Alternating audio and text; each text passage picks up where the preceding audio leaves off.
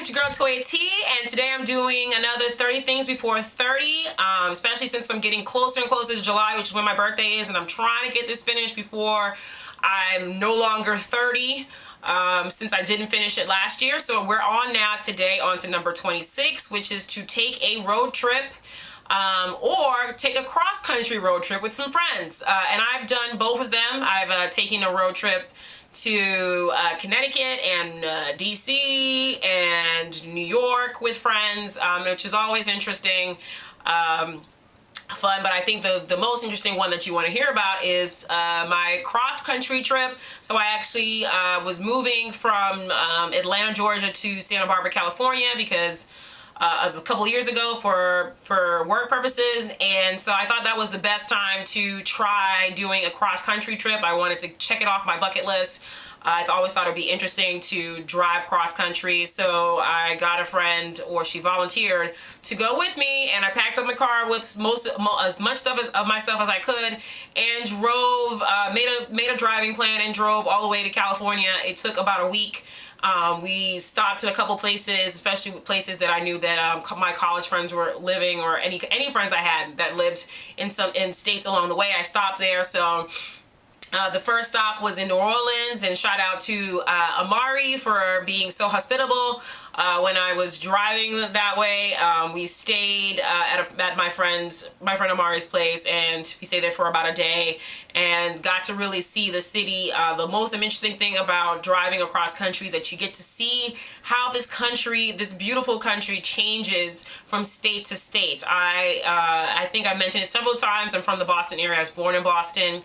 And I pretty much know the Northeast. Most of it is pretty similar, but I didn't really, know how the land changes as you start going west. Even though I had traveled to some places in the West, I had been to California and to Texas and to Nevada before, all by plane, but never having to drive and see, not the city parts, but actually the outside parts of it as you're driving into these cities. So it was really cool to do that. Going into Louisiana from Georgia from Mississippi, from Mississippi was very interesting because we were driving in the Gulf area and crossing over a lot of bridges that were going over, parts of the Gulf, and then going into Louisiana, right into New Orleans. We had to go over one of the longest bridges I had ever seen in my life. I was looking around, I was like, oh my gosh, where is the land? I don't see any land ahead of me. I don't see any land behind me. It's just water and bridge, and the bridge is going on forever. And it was very cool to see that. I took some pictures of it, and that was awesome. Driving from Louisiana into Texas was very interesting too. I stopped off in Dallas-Fort Worth stayed at another friend's house. Shout out to Natalie and her family. We stayed over there with her cute little baby son at the time, and her husband, and got a home cooked meal and got to sleep, and it was great. And it was interesting to kind of see parts of Texas, because I had been to Houston, but I had not been to Dallas before, and then to see, like the kind of country parts of Texas, how dry it is, how pretty much you can have these little towns that are kind of just, isolated by themselves and kind of have their own little, worlds being created because they're so separated from other places. The funniest thing I think I saw, or maybe the most interesting thing I saw when I was driving through Texas, was all the signs about you drink, you drive, you go to jail. So I was like, okay, obviously the social scientist in me was like, this is an obvious sign that there's some drunk driving problems in the state of Texas. George Bush and Judge W. Bush, that state of theirs, they got some drinking and driving problems, because why is it that every single billboard, almost like every 3 miles or so, is saying you drink, you drive, you go to jail? I get it. All right. Won't be doing that in Texas. So after that, drove into New Mexico. Didn't know anybody there. Stayed in Albuquerque. It was so beautiful. I think New Mexico, just seeing all the colors I had never seen. Like, it was real desert land, but seeing all the colors off the mountains and like the cactus around, and just the sunset hitting against the mountains. It was just so beautiful in Albuquerque. Even though I didn't get a chance to stay there longer, just stayed in a hotel. But just driving through it was awesome. And then driving into Arizona, where I was planning to go to the Grand Canyon, but there was a few issues with the road trip, which does happen. But Arizona was interesting too because it was partially desert when driving into it, and then when we were driving out of it into California, it turned into this like beautiful, like green mountainous trees, like big evergreen trees, and it just did not look what it, you know, it looked more like Canada or Maine than, or Vermont to me, than it looked like Arizona. I had this idea of Arizona as being very dry and hot, and you know, the Grand Canyon's in there. So, and you know, just driving across it, I got to see that. And then California, the first few parts before you even get to the coast, is where most of the major cities are, was all desert. And I was like, oh my gosh, where am I going? This is just desert. And then you go over mountains and it's like, oh, where am I going? And then you finally get to where civilization is, and you're like, oh, this is California. This is Southern California. And I stopped off in Los Angeles and stayed there for a night with another friend. Shout out to Gustavo.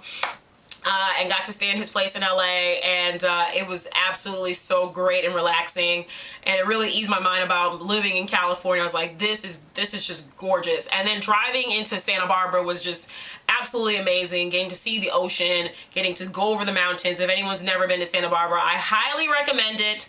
It's beaches, beaches, beaches, beaches. That's the reason why Oprah has a house in Santa Barbara, or at least she did, in the Santa Barbara County, and so did Neverland Ranches in Santa Barbara County. So, or at least it was.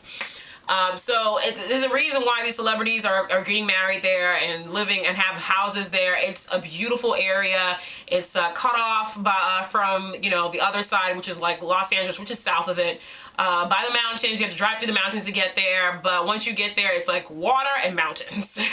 You're like water on one side and mountains on the other. It's really small. So it was just really nice being able to do that, even though it wasn't quite the road trip experience that I wanted. I wanted to like go to the Grand Canyon, do Route 66, take lots of pictures, and do the state challenges in Texas and all kinds of crazy stuff. But my road mate was not really working with me on that one, and that's one thing I would suggest. So if you are planning to do a road trip before you turn 30, or when you're 30, in your 30s, to knock this off your list, I suggest that you talk to your travel mate or travel mates and make sure that they're all on board, that you understand that what everyone is expecting from the trip, what some of their issues with traveling. So maybe somebody doesn't like to drive at night, or they don't like to try new things, or they're really uneasy about not driving on the highway, or they have severe asthma or whatever. Like, just find out what everyone is expecting from the trip before you do it, and make sure you have tons of money for gas and for potential tire blowouts, which I had 2 tire blowouts. But yeah, so just make sure you talk to your travel mate, because I felt like it kind of semi-ruined the relationship. I feel like that's what they say about road trips. It doesn't matter who you do with, your girlfriend, your boyfriend, your husband, your wife, your best friend, a random person. It can either make or break relationships. You either become really close with that person, and you have something to bond about, or it breaks relationships. And in my case, unfortunately, it broke a friendship, because after that, I could not look at her the same. And our relationship couldn't be the same, because I felt that we weren't on the same page on what we were expecting from the trip, and weren't really honest about all kinds of things, so it kind of festered. But anyway, that's besides the point. So if you have any questions about road trips, or how to plan a road trip, or how to do a road trip, or you want to share a road trip with me, please comment below, subscribe, share with your friends. Let me know if you are enjoying this 30 Things Before 30 series, and I will see you guys tomorrow, because I have to do another one before I'm finished so I can get to number 27. So anyway, see you later guys. Bye.